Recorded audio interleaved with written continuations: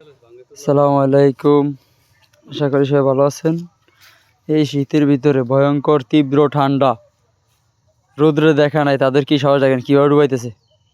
এ ডুবে ডুবে মাছ সকল ধরতেছে, দেখেন এ ডুব দিছে।